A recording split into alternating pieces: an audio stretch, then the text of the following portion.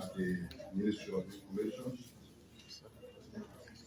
at our regular press conference. Just this week alone, today is the third of the many press conferences we are having. And we're doing this because we believe the government is doing a lot. We got a lot to offer the public, and so more time is required to engage you members of the press. Like the Director for Public Affairs said, today we have the Ministry of Finance. I can understand that many of you have deep interest when you see the Ministry of Finance coming to address you. I noticed the hall is a little bit back compared to yesterday and the other days. So it's a good thing. The ministry can be assured that whatever message will be put out today will be properly communicated. So I just wanted to clear out a couple of things before I invite the acting minister to address you. We are still receiving updates on the mudslide in Riverses.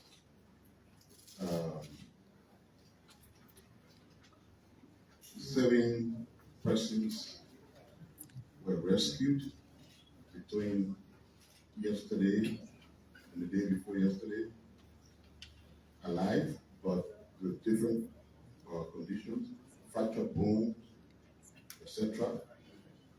2 of those were transferred to the GFK, and the others have been treated in the county. We want to pay special tribute to one of your colleagues, journalist Henry Flomo, former communication director at the National Elections Commission, who passed. We are told the PAL is supposed to open a book of condolence. We will make the appropriate representation. Yesterday, there was a concern concerning the former police director, Patrick Sue, that a vehicle he was using was seized at the asset recovery team, and that led to a complete political wahala, if I could put it that way. I'd like to state on behalf of the government that the situation concerning the vehicle is being investigated. The General Services Agency is in charge of the process, and the investigation is concluded, and the determination is made on the status of the vehicle. The action thereby will be communicated to you, members of the press. What I can say is that at the conclusion of those investigations, if no wrongdoing is determined, the car will be returned to the carriage. If it is determined that the car is being possessed illegally, the appropriate action will be taken. At current, that determination has not been made. It is our understanding that Mr. Sulu is cooperating with the investigators so that we bring this matter to peaceful closure. And there is a concern concerning this issue that I want to speak to. 2 days ago at the press conference, I emphasized that we have one government. When I appeared before the Liberian Senate for confirmation, I said the ministry was determined to speak collectively for the entire government, whether it's the legislature, the executive, and the judiciary. And it is my hope that the rest of the officials, the other branches of government, will embrace this kind of concept that we are bringing forth. In fact, as we speak, I'm working behind the scenes with the President Pro Tem and the Speaker for the both of them to come here honorably in the Charles William Hall to give an account of the stewardship at the legislature. They are inclined to cooperate. That is the kind of system we're trying to build with government communication. And I think what we can do, irrespective of which part of the government we are, we got to see ourselves together as a government. We cannot be government officials and at the same time attempting to be activists. We tried to address this patriarchal situation yesterday, and rather than people in the other branches of the government, especially people from the legislature, try to approach us if they have some concerns and doubts, they resorted to activism. Running from radio station to radio station against the government that they are a part of. There are so many things happening in this country, and some of the lawmakers involved to be focused on those situations. When I drive from Douala to come to work in Broadway, I'm driving on a narrow road with more than 38 trucks passing me every day, transporting iron. If I was a representative or senator from that region, that would be my concern. Not to be running to radio station talking about car process that will be amicably resolved. We cannot be part of a system and fight. You can disagree with an approach. But can you approach the appropriate authorities if you got disagreement? It's all about activism. Government officials are not activists. They have a piece of job to do, and that's what our focus should be. And we got to treat each other with a little bit of respect. When you want to quote me well. Don't misinform the public. Because when I speak,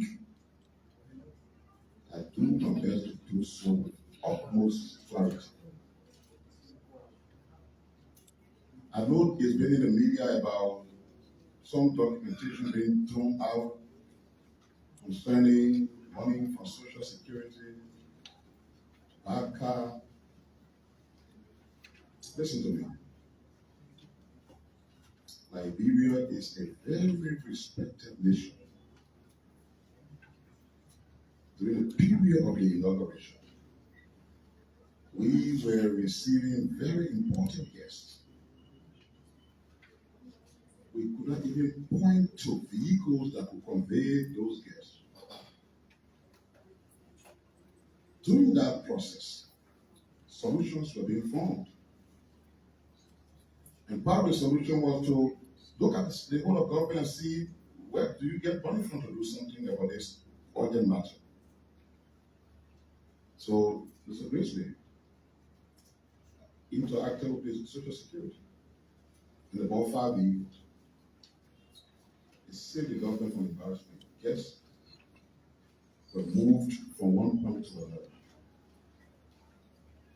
Maybe the process was not right. Somebody would say, in what capacity did he ask for the consent he wrote a letter? Maybe that's a genuine case. Two things for me stand up. One, did we treat our guests with dignity because we had card to treat them so? Yes.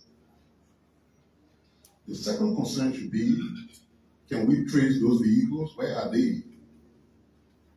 Are they around as government property? Of course, I'm told the answer is yes. If those vehicles are bought, used, or belong to the Ministry of State, for example, are they being used by personnel of the Ministry of State or reserved maybe for moving guests? Those are genuine concerns. Since the money came from Social Security, it means the money was money for pensioners.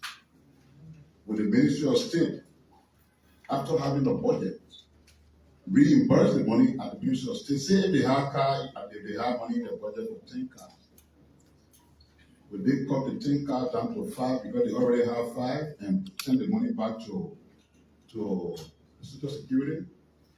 I think that would be the right thing to do. And I have no doubt that they will do so. But if you try to imply criminality in this kind of process, then I think it's more politics than a genuine concern about what has happened. Also, it's been all in the news that Noka is this, Noka is that. The officer in charge has spent 600,000 plus in 2 months with health conversations. The evidences point to the fact that no such expenditures were made. In fact, as we speak, the building that Noka is using for their offices, they are indebted to the owners of that building in the tune of 300,000. And the building costs 150,000 per annum. Noka took a decision, the past administration, to build a new headquarters. They signed the contract with BMC in July. And the value for the contract was 2.9 million. July 2023.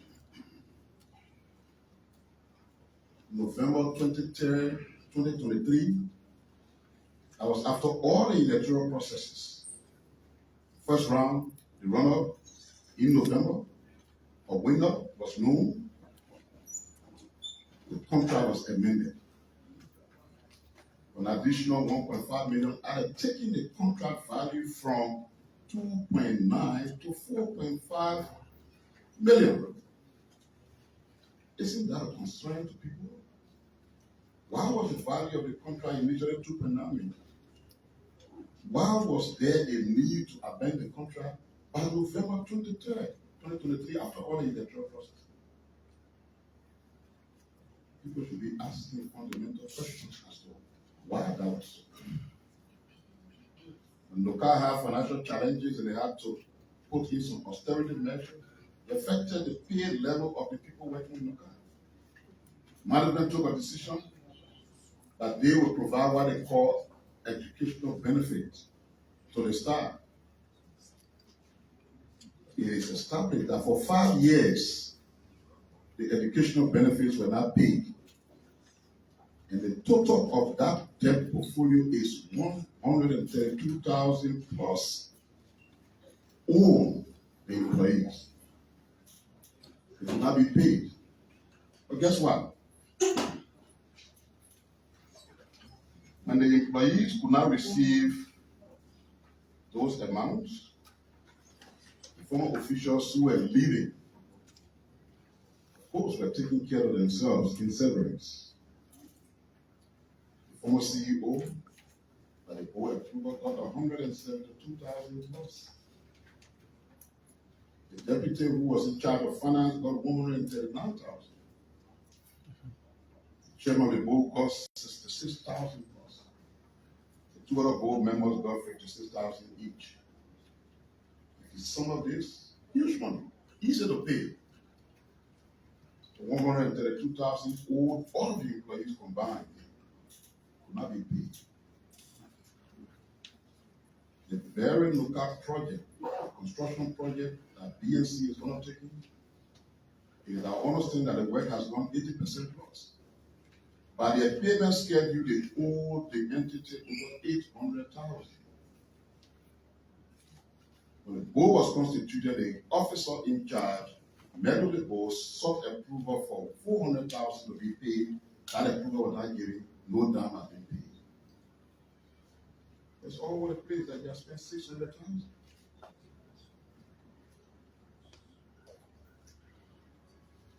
We cannot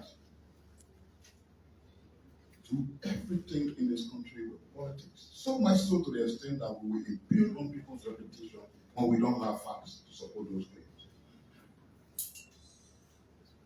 So we just talk to clear these issues out. You are media people. You got a way of cross-checking the things we say. Do your self-investigation. Go beyond what we say to you. Go beyond what those making those allegations are saying. And help bridge the misinformation gap. It's important to do so. I will hold on here. Much more to say, especially on the local issue, but let me announce to you that on Monday, we'll have a special edition of our press conference. Meaning next week we'll have 3 more. On Monday, the officer in charge, Jacob Akoli, will be here to address that press conference. All of you will have the opportunity to ask all the hard questions about Nuka, so that the doubts you have, misunderstanding, misinformation that have been provided, can be resolved through very positive engagement with the CEO or the officer in charge. Having said that, it's now my pleasure to invite the acting Minister of Finance. By the way, the Minister of Finance properly started the country. Deputy Minister Myers is in charge, and he is going to address this press conference. He came with a team, and I'm sure when he takes the platform before he talk to you, he will introduce his team. Solograph.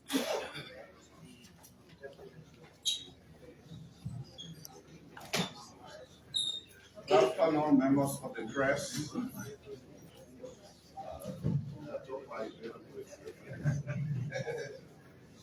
All right, thank you, Speaker, for saving the day. Good afternoon, members of the press. Good afternoon, Liberians whom I brought, and good afternoon to the friends of Liberia who are watching this press conference and listening. So we appreciate the Ministry of Information and LBS for facilitating this. This has now become an institutional process of government that on a regular basis, those in charge of the functions of the state in various capacities should come and brief a country. There is nothing more democratic, there is nothing more accountable than briefing the people who are your employers. So this afternoon we've come to share with you the updates on the budget process as well as other matters pertaining to the fiscal management of the country. So for that purpose, I've come with a team of policymakers and technicians from the Ministry of Finance. We have here the Deputy Minister for Budget and Development Planning, and a host of directors and other senior technicians from the Revenue and Tax Policy Division, Planning Division, and Budget Division. So we should have been joined by our colleague, Honorable Jepu Boazu, who is the Deputy for Economic Management. As acting minister, I will in some cases be providing overarching summaries. Then in my capacity as Deputy Minister for Fiscal Affairs, I will give you some updates that are relevant to tax and revenue administration, as well as in some instances, the expenditure management, since the Comptroller Accountant General is now with us. So to begin with, of course, the headline information I know all of us will be interested in is the revenue envelope. You've already heard in the news that we submitted a budget of 692.4 million. So for this meeting, I will want to first give you the revenue component of that. We have 649 million of the 692 coming from domestic sources, of which we have 540 from tax revenue and 128 or almost 129 coming from non-tax revenue. you will notice that if we compare these numbers with the end of year performance for 2023, there were increases both on the aggregate non-tax and tax revenue, as well as some of the significant lands that make up those aggregates. So tax revenue, for example, the end year balance was 525, but the projection for 2024 is 540 overall. So that's an increase of more than 15 million. What drives the increases? Taxes on income and profits, whether it's personal income taxes that you and I pay on our salaries, or corporate income taxes that come from businesses. End of 2023, there was 231.3 million. This year, the forecast is 242.7 million. That's more than 900,000 increase. Then, more than 9 million increase. $9 million increase, let's get it correct. Then taxes on property. End of year for 2023, it was 4.7. For this year's projection is 5.1.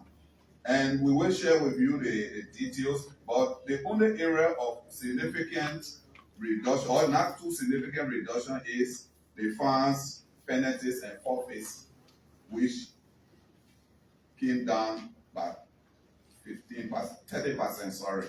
And another area in the budget that we saw significant reduction, which was a deliberate decision by the government, was in the area of external resources.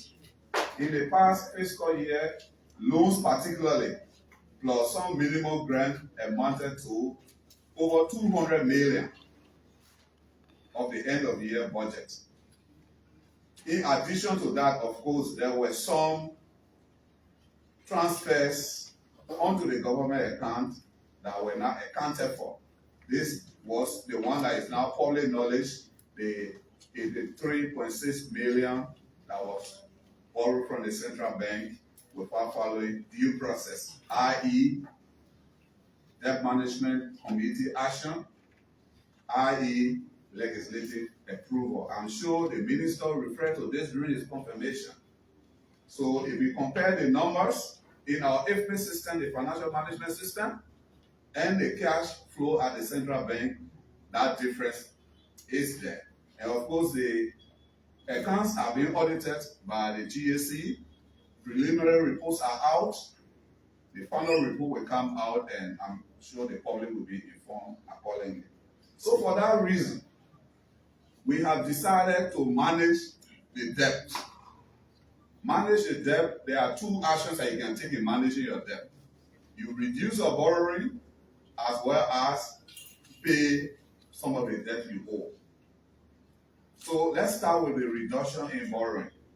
If you look in the budget, it's only 40 million borrowing that will happen in this fiscal year. And the arrangement for that was already in place before this team took over in the first week of February.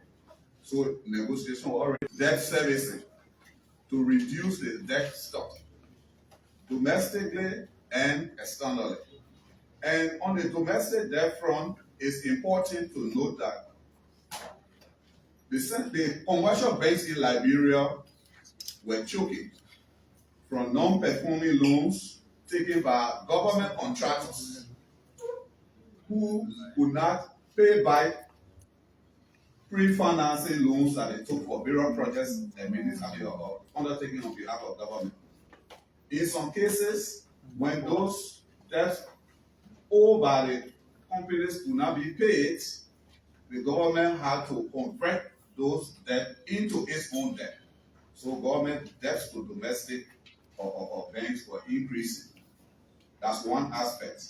The other side of it is it was making it difficult for the contractors who provide significant infrastructure services to the country who no longer get pre-financing as is normal.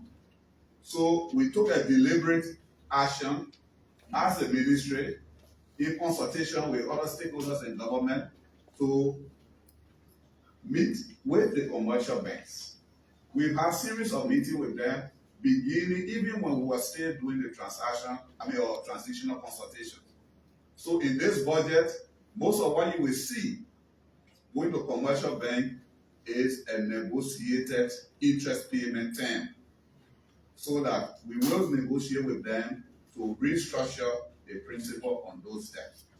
Then on the external front, we were at risk of losing our place and our status in many ways. For example, the African Development Bank, of which Liberia is a founding member, of which a Liberian has once served as its president, threatened to draft Liberia or take some punitive measure against the country if we didn't pay that debt. That was one of the first actions that this government took immediately upon taking over.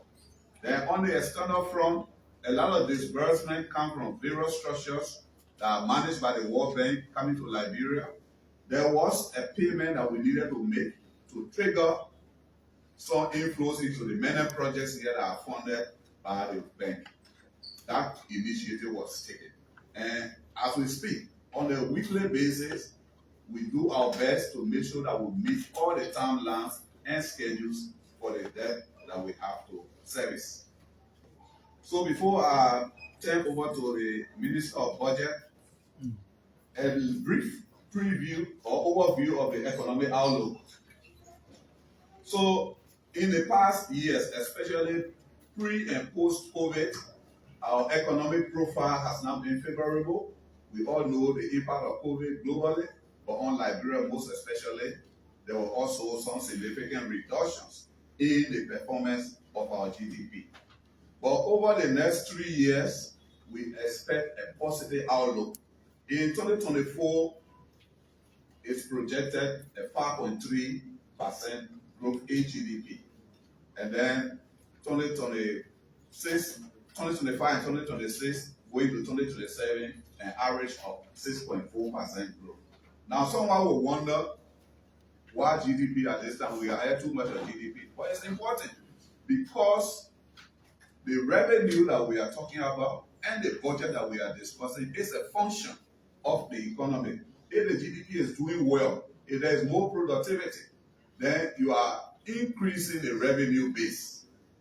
People earning more money, they pay more income tax, they pay more corporate taxes. People importing, they pay more custom duties. When they are exporting, they pay more export duties. Those who import petroleum, for example, they pay all the charges, like custom, ESAs, and others that are related to petroleum. In that case, the revenue envelope expands. Then government's ability to make allocations to different expenditure priorities is also enhanced. We will take questions on other things, so we don't want to belabor the point for now, so I will allow the Deputy Minister for Budget and Development Planning to come and give specific updates on the budget that was submitted to the legislature and some of the key priorities that consisted of the 692.4 million. Thank you. Minister? Oh, I didn't mention.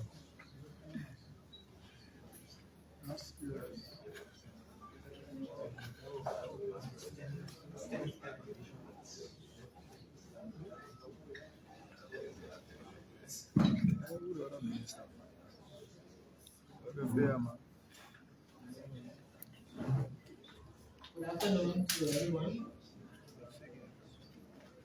Honorable Minister, members of the press, our listening audience. I'm very happy to be here at this press briefing to provide an update on our national budget.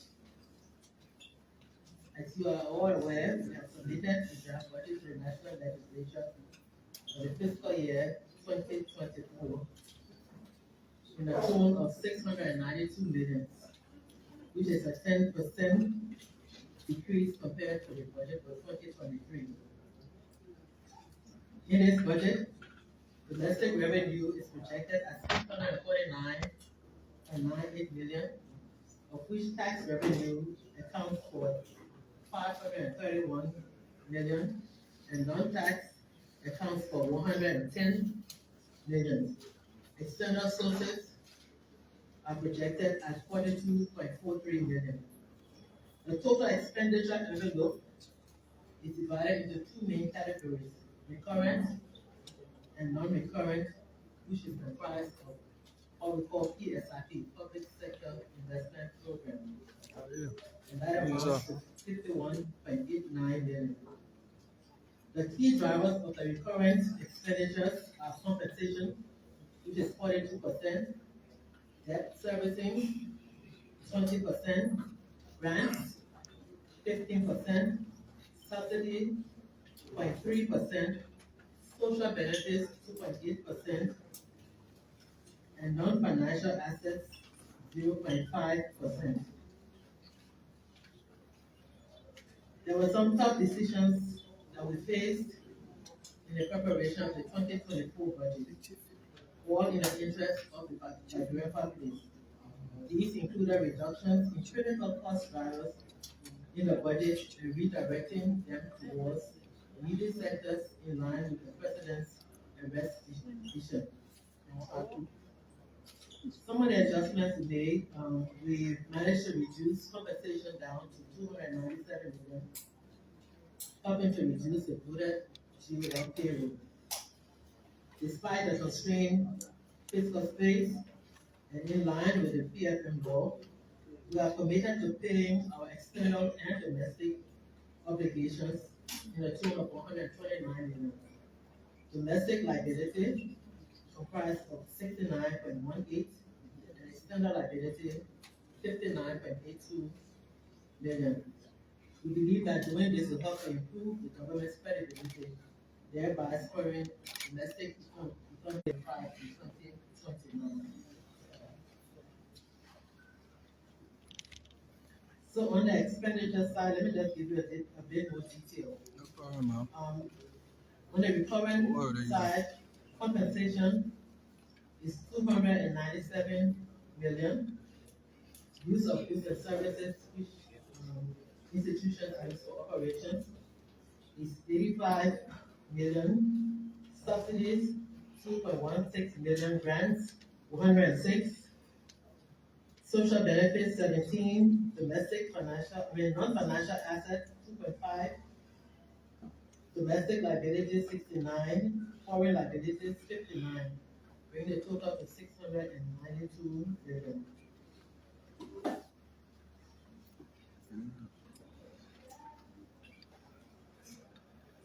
Also included in that, in those numbers are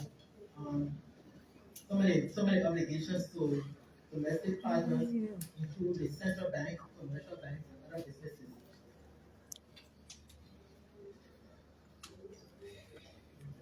It's very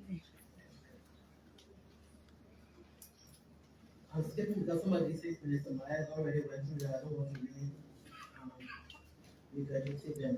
No problem, ma'am.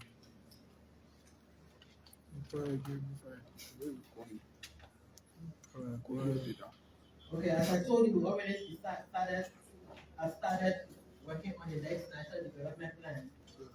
We have had a couple of engagements with some of our development partners who have expressed the willingness to support us in that development.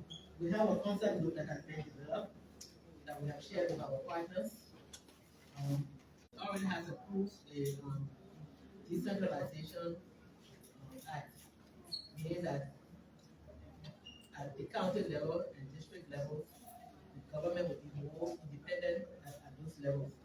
So if we are developing the plan for the next 5 years, we thought it would be good to have development plan at the county level that can serve as a basis for the operations that you want to do at those levels. So the 15 county agenda anticipated to be developed. The PSIP program will continue